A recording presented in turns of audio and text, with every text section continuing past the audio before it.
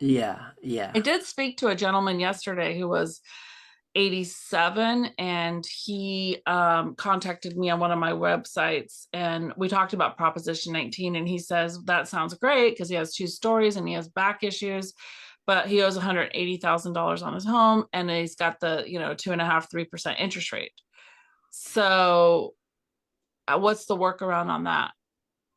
If he were Wow. to move to a home, a single story that's comparable in comfort and amenities, might have a mortgage, but he'd be paying the higher interest rate. And I guess he could pay extra to lower principal. I don't know. What is the Yeah, that's just how bad you want to do it, you know. mm-hmm, 'Cause if you really, I mean,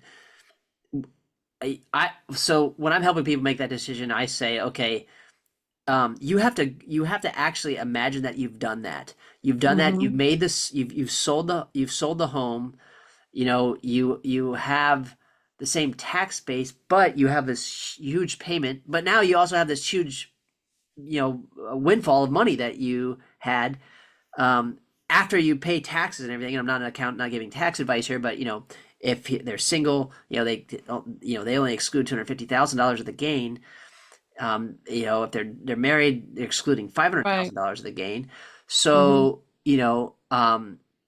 then you look at it and you say, well, okay, what is my bottom line? So, and I love this because I know you do this with each of your clients. You sit down and you say, like, let's go there. Let's look at these numbers.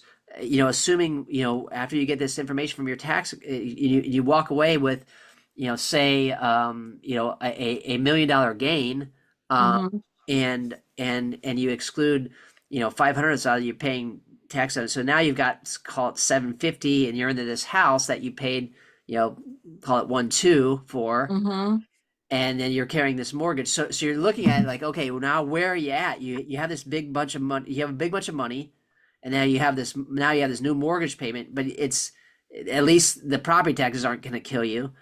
That's mm-hmm. the benefit. Where are you at with that?